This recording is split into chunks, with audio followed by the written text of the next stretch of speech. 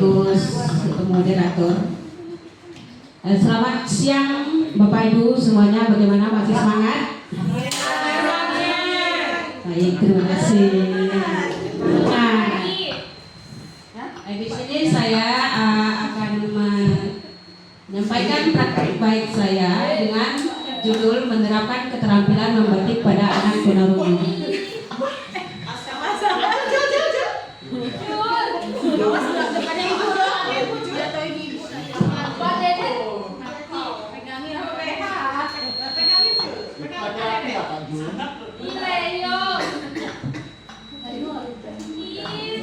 Baik, di sini mengapa saya memilih keterampilan membatik pada anak tunarungu? Karena di sini saya melihat begitu minimnya keterampilan yang bisa kita terapkan di SLBN 25 Sintang, khususnya pada anak tunarungu, yang mana anak tunarungu itu merupakan IQ-nya sama seperti pada anak pada umumnya, yang mampu mengingat, mampu menyerap pembelajaran. Jadi saya mengambil anak tunarungu untuk dijadikan sampel untuk keterampilan pembelajaran membatik, dan juga untuk melatih peserta didik mengembangkan budaya lokal serta menumbuhkan minat peserta didik tunarungu pada bidang keterampilan membatik. Next. Nah, tantangan yang saya hadapi dalam memberikan keterampilan membatik ini, tentunya tunarungu itu merupakan anak yang memiliki hambatan pendengaran, sehingga untuk memproses informasi itu secara lisan mereka kesulitan, ya, karena gangguan pendengaran, sehingga membutuhkan bahasa isyarat untuk menyampaikan informasi kepada anak tunarungu. Aksi yang akan saya lakukan untuk mengatasi tantangan itu, saya tetap berusaha menjalin komunikasi, menggunakan bahasa sesuai dengan kemampuan saya untuk memudahkan saya membimbing, mengajar, mengarahkan sehingga proses pembelajaran membatik dapat berjalan dengan baik. Next. Nah, di sini Bapak Ibu, proses pembuatan batik kita di sini saya akan menerapkan pembelajaran membatik masih menggunakan batik tulis atau yang dulu disebut dengan batik kuno, ya. Adapun alat-alat yang diperlukan untuk pembuatan batik tulis ini yaitu pembuatan desain terlebih dahulu, kemudian persiapan alat dan bahan, pencantingan, keempat pewarnaan, kelima pelorotan, dan yang terakhir finishing, ya.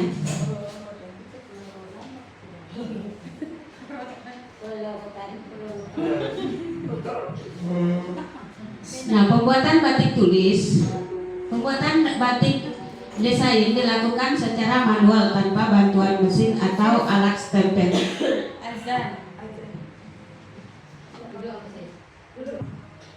Nah, pembuatan batik tulis ini didesain terlebih dahulu dilakukan secara manual tanpa bantuan mesin atau alat cetak lainnya. Zaman sekarang ini kan sudah banyak menggunakan mesin, ya. Sudah tidak banyak yang menggunakan batik tulis karena dianggap ribet, rumit dan sebagainya. Tetapi kalau menurut saya itu yang lebih memiliki nilai seni tinggi itu batik tulis. Karena di mana kita melukis, di mana kita harus mencanting. Nah, ini Bapak Ibu merupakan gambar kita mendesain batik. Di sini kita bebas mau mendesain batik apa saja. Misalnya kita mau menuangkan ciri khas daerah kita tuh apa. Nah, kita desain dalam bisa langsung ke kain, bisa melalui kertas roti, kemudian dijiplakkan ke kain. Kalau untuk khusus untuk pembelajaran peserta didik kita kita desain di kertas roti, kemudian kita minta peserta didik untuk menjiplak ke kain. Next. Ini Bapak Ibu persiapan yang harus kita persiapkan ketika kita akan membatik alat-alat yang diperlukan, yaitu pensil yang seperti yang telah saya jelaskan di slide sebelumnya, canting, kompor, wajan, gawang atau bingkai kayu, bisa dari paralon, kemudian kuas atau spons, meja bola, cermin, dan sarung tangan. Next, sorry. Nah, ini Bapak Ibu gambar-gambar nama-nama alat yang telah saya sebutkan di slide sebelumnya ini. Ini yang pertama ini merupakan gambar canting Bapak Ibu ya. Gambar canting ini fungsinya untuk kita mengoleskan lilin atau malam pada pola kain yang sudah kita pola di pola batik yang sudah kita pola di kain ya. Tentunya batik atau malam itu kita panaskan dulu, setelah mencair baru kita cantingkan ke kain. Fungsi pencantingan ini untuk menutup bagian-bagian yang tidak akan kita warnai ya. Nah, selanjutnya itu zat pewarna. Nah, di sini Bapak Ibu sebelumnya, karena saya sudah 2 kali dipercaya oleh Ibu Kepala Sekolah untuk mendampingi peserta lomba ke tingkat nasional, namun tidak menghasilkan apa-apa ya Bapak Ibu. Nah, itu bukan dari kesalahan siswa, dan saya mengakui sendiri karena pada saat itu saya memang belum memahami membatik itu seperti apa yang bagus gitu, terutama di bagian pewarnaan. Karena di sini pewarnaan, zat pewarna itu terdiri dari 3 jenis ya. Ada naptol, indigosol, dan remasol. Nah, dari ketiga jenis warna ini berbeda-beda juga Bapak Ibu cara meraciknya. Nah, kualitas batik itu dapat kita lihat dari peracikan warna. Ketika kita salah meracik warna, maka batik yang kita produksi itu juga tidak akan menghasilkan hasil yang baik. Contoh ini naptol. Naptol ini misalnya ya Bapak Ibu, dalam 1 liter air itu dia membutuhkan 5 gram. 1 liter air kemudian ditambah dengan zat pewarna lain untuk membangkitkan warnanya itu. Ini yang naptol ini menggunakan garam diasol ya Bapak Ibu untuk membangkitkan warna dan untuk penguat warna. Nah, sebelumnya yang pernah saya praktekkan kepada anak-anak di sekolah yaitu saya menggunakan jenis warna remasol, yang mana warna remasol ini sudah memiliki warna masing-masing ya. Sedangkan indigosol dengan naptol ini belum memiliki warna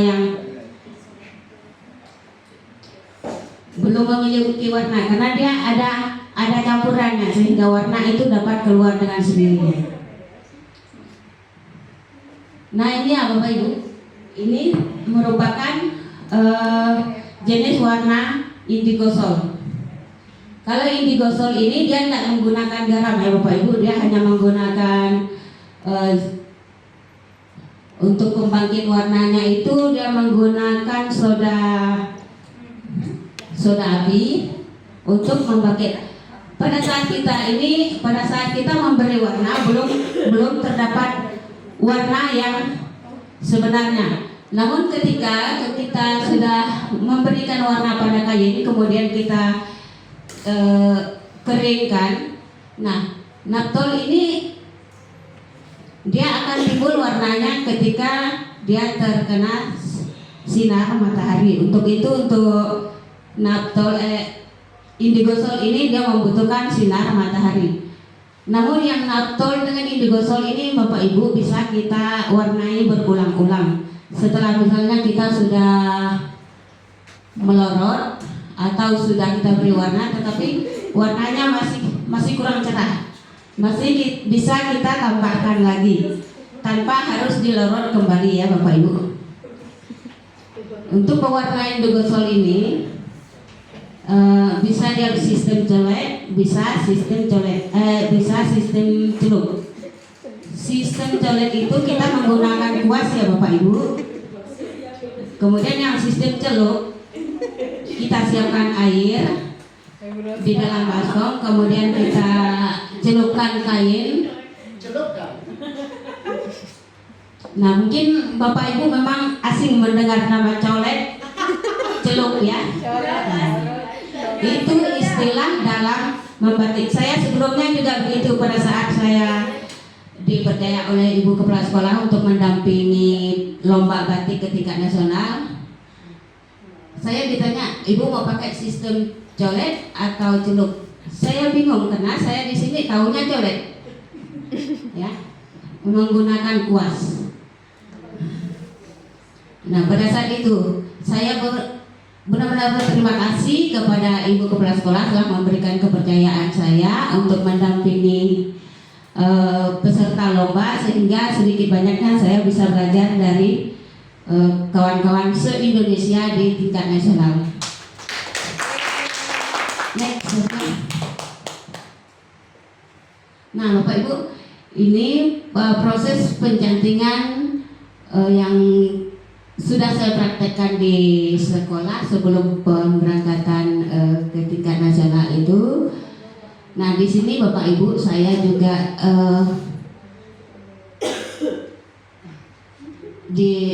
mendapat tantangan yang begitu luar biasa ya. Karena di sini kan menggunakan alat-alat berbahaya, panas dan sebagainya kan. Bagaimana juga pertanggungjawaban kita dengan dengan orang tua ketika anak mengalami kecelakaan dalam proses pembelajaran di sekolah gitu ya Bapak Ibu. Nah di sini juga untuk kualitas batik juga ditentukan dari pencantingan. Ketika pencantingan itu morat-marit, maka pada saat kita mewarnai juga warnanya itu tidak merata. Next. Ini proses pewarnaannya Bapak Ibu. Proses pewarnaan yang dilakukan pada gambar ini yang dinamakan sistem colek ya Bapak Ibu, yang menggunakan kuas. Ketika kita akan mewarnai yang warna merah, bisa menggunakan sistem colek, bisa menggunakan sistem celup. Namun ketika kita menggunakan sistem colek, yang telah kita warnai ini harus kita tembok terlebih dahulu. Kalau kita ingin mewarnai yang warna putih itu sistem celup. Kenapa harus ditembok? Agar yang sudah kita warnai itu tidak terkena warna dasarnya kembali.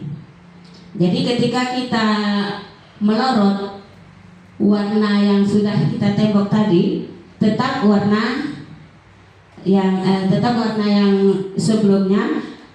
Kalau kita tidak tembok maka warnanya akan bertimpa sehingga proses membatik kita pun gagal. Next. Ini Bapak Ibu, yang proses pelorotan, yang mana kita juga di sini juga membutuhkan kehati-hatian yang ekstra untuk mengawasi anak-anak dalam pelorot di sini, karena dia juga menggunakan bahan-bahan panas. Karena melorot ini kalau dulu ya saya tahunya melorot ini merebus, tetapi dalam istilah batik itu melorot ya, dimana kita mendidihkan air dan soda api. Kenapa harus menggunakan soda api ya Bapak Ibu? Kalau untuk mempermudah menghilangkan lilin yang sudah kita cantingkan pada kain. itu guna soda api. Kemudian masukkan kain yang telah diproses dan aduk. Ketiga, angkat dan celupkan ke dalam air dingin. Kucek untuk menghilangkan sisa-sisa lilin atau malam pada kain yang akan dikeringkan. Nah, gitu Bapak Ibu. Nah, di sini pada tadi yang mohon maaf saya lupa menyampaikan yang pada proses pewarnaan tadi. Satu-satunya pewarnaan yang menggunakan water glass yaitu Remasol ya Bapak Ibu. Kalau untuk yang lain karena Remasol itu merupakan penguat warna. Kalau pada Indigosol itu penguat warnanya itu garam. Untuk terakhir, salah satu dalam proses pembuatan batik adalah melorot. Tahap melorot dilakukan 2 kali dan kemudian membilasnya dengan air dingin. Tujuan menghilangkan lilin atau malam pada batik. Nah, di sini Bapak Ibu, ketika kita sudah melorot, kok batiknya warna kusam dan sebagainya gitu. Di sini kalau kita masih ada waktu, masih bisa kita ulang untuk pemberian warna yang lebih cerah. Namun tidak akan kita lorot lagi, tidak akan kita rebus lagi untuk biar warnanya awet ya Bapak Ibu. Terus nah, dengan menerapkan keterampilan membatik DSLB 25 Sintang, khususnya pada anak tunarungu, dengan harapan SLB 25 Sintang dapat memiliki produk sendiri dan dapat bersaing dalam lomba yang sering diadakan oleh Dinas Pendidikan, baik di tingkat provinsi maupun tingkat nasional, Bapak Ibu. Baik Bapak Ibu, saya rasa cukup sampai sekian materi saya. Untuk selanjutnya saya kembalikan kepada Bu Nur Rohmah selaku moderator. Salah satu ya ikon untuk SLB lah ya, untuk SLB Sintang. Salah satu dari pada yang lain itu selain olahraga, nah ini ada membatik. Tadi kita menemukan ya banyak istilah-istilah yang mungkin antara asing dan tidak asing ya. Ada ngelorot, kemudian apa tadi ya, naptol, irigasol. Nah ini yang baru-baru ya. Oke. Untuk lebih menggali lagi, silahkan Bapak Ibu yang ingin bertanya. Apakah ada pertanyaan? Jangan menguap terus. Ya, ngantuk ya. Kalau Pak Arif ngantuk dari tadi, saya lihat. Oke, Bu Murfi, silahkan Bu Murfi. Terima kasih untuk waktunya. Saya mau bertanya dengan Bu Siska karena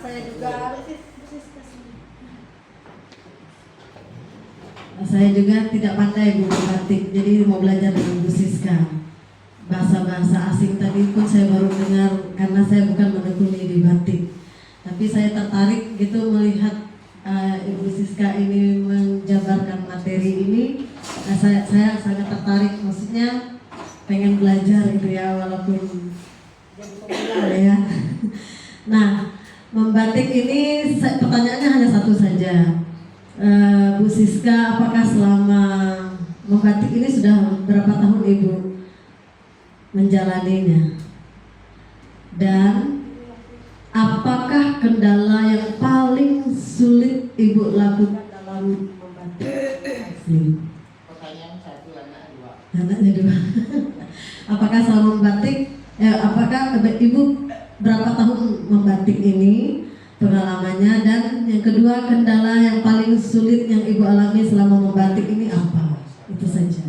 Terima kasih. Terima kasih Bu Murfi. Selanjutnya pertanyaan lagi dari bagian belakang. Pak Arif silakan. Terus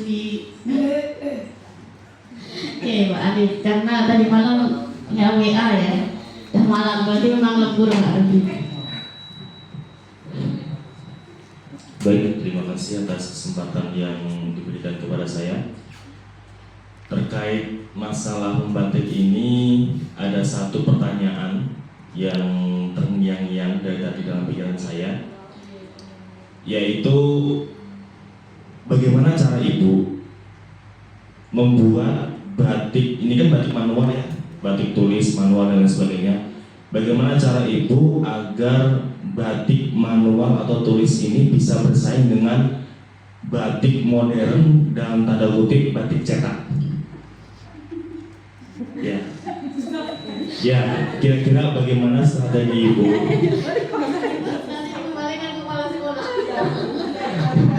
Ya, begitu. Oke, terima kasih Pak Arif. Pertanyaannya luar biasa banget ya dari Bu Murfi dan Pak Arif. Oke, selanjutnya silakan Bu Siska untuk menjawab. Ada Pak Bu. Jadi ada 3 item ya. Bu Siska sudah berapa tahun sih ya menggeluti ya bidang membatik ya, kemudian kendalanya apa saja? Nah, terakhir bagaimana ya batik produk ya, ini anggap jadi produk SLB ya, Sintang ini bisa bersaing di dunia ya yang sekarang serba digital ya, karena banyak ya lebih canggih lagi ya. Silakan Bu Siska menjawabnya. Baik, terima kasih. Baik, saya akan menjawab pertanyaan dari Bu Murfi terlebih dahulu. Kalau ditanya baru berapa tahun? Berapa bulan? Berapa tahun sudah belajar di bidang membatik?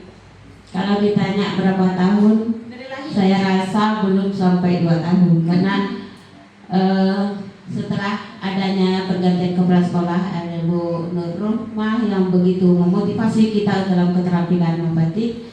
Bahkan sekolah kita pernah diundang ke provinsi untuk pelatihan membatik yang diwakili oleh Ibu Nani Sudiati.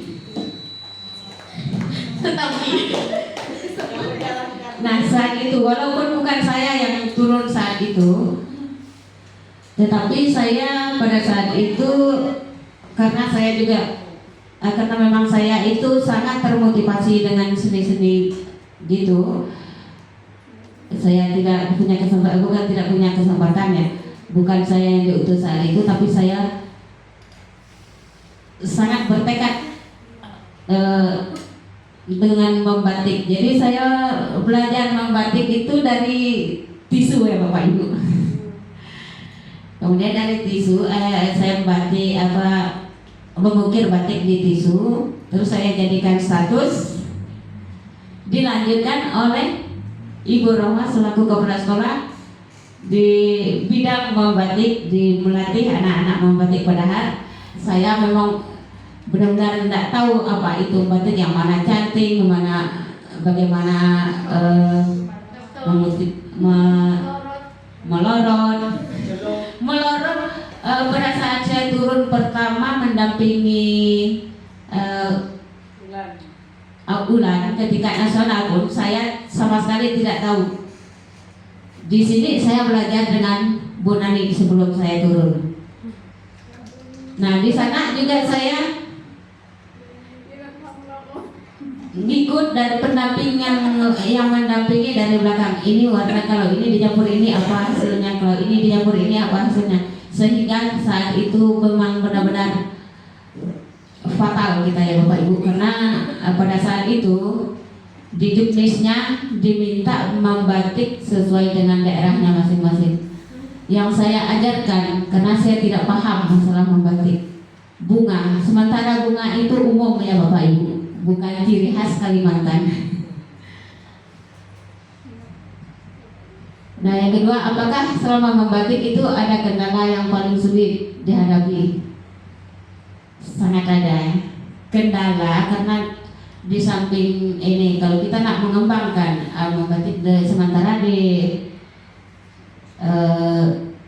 khususnya untuk di Sintang ini alat-alat membatik itu seperti pewarna, zat pewarna dan canting itu tidak ada di Sintang. Saya udah keliling ke seberang, ke Impres itu tanya di mana ada jual alat batik, tidak ada Bapak Ibu. Jadi kendalanya saya itu mau membatik itu harus pesan dulu melalui menggunakan uang sekolah, pesan dulu. Itu pun kalau sampai pun udah hampir sebulan ya Bapak Ibu. Kemudian yang kemarin yang pesanan terakhir itu yang mana duitnya tidak kembali. Kemudian yang water glass itu saya cek ke penjualnya, katanya hilang di jalan. Ya itu tidak masalah yang hilang di jalan karena memang belum dibayar. Itulah kendala saya karena peralatan itu sajalah kendala. Kalau untuk masalah karena di sini juga saya masih tahap belajar ya Bapak Ibu, meskipun saya saat ini memberanikan diri untuk memberikan pembelajaran kepada anak tunarungu. Jadi maksud saya itu saya dan siswa sama-sama belajar. Apapun yang terjadi, karena kita selama kita takut akan kegagalan, kita tidak akan maju Bapak Ibu. Pasti bisa ya.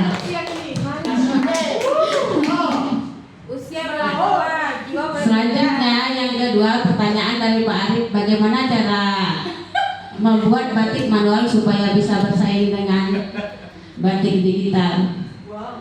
Ini Pak Arif, masih saya perjuangkan. Terus terang masih saya perjuangkan karena saya sendiri sudah berapa kali saya belajar membatik tulis. Kalau nggak salah, kalau dengan siswa saya sudah 2 kali, saya sendiri juga dua kali juga belajar sendiri kan membatik. Tetapi keempat-empatnya itu gagal Pak Arif. Gagal di pewarnaan, setelah perebusan warnanya kusam. Jadi untuk saat ini saya belum berani bersaing dengan batik modern ya Pak Arif. Terima kasih. Oke, terima kasih atas jawabannya Bu Siska. Jadi ya kita ubah lagi lah moto kita, pasti bisa ya. Jadi jangan pesimis ya. Kalau memang kita nanti bisa bersaing, insya Allah kalau pasti ada jalan seperti itu ya.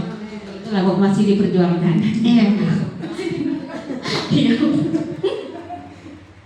Oke. Untuk selanjutnya Bapak Ibu, jadi untuk membatik ini mungkin bisa dimasukkan agenda kompel kita ya Bu Pera ya, nanti bisa dicatat salah satunya kita semua guru-guru belajar membatik asalkan sekolah menyediakan bahan-bahannya kan, karena tidak dijual bebas ya, memang harus ada dulu bahan-bahannya baru kita ya Bu Siska bisa langsung ya bukan mengajari, bukan, dari belajar bersama ya, kita semua belajar bersama-sama Karena saya sendiri juga belum bisa. Iya, belajar bersama-sama membatik. Mungkin nanti kita agendakan ya, tolong jangan ramai ya. Jadi semuanya nanti bisa belajar. Ya, kemudian diagendakan juga di P5 ya, salah satunya membatik. Jadi nanti guru-guru ketika sudah belajar, ya silakan praktek langsung ke siswanya. Ayo gitu. Jadi sama-sama. Yang penting intinya kuncinya adalah disediakan dulu alat-alatnya. Ya, mudah-mudahan lah sekolah bisa menyediakan. Amin. Dan harapan saya ke depan setidaknya kita jangan, karena kita nanti waktu LKSN membatik ini kita kan dilombakan di provinsi. Nah, kita siapnya jangan mendadak seperti itu. Jauh-jauh hari kita sudah siap. Ya, guru-guru harus bisa. Ya, siswa juga diharapkan bisa seperti itu. Jadi semuanya tidak ada yang tidak mungkin, semuanya pasti bisa. Oke, terima kasih ya Bu Siska ya. Selanjutnya Bapak Ibu, waktunya di sini kita belajar bersama.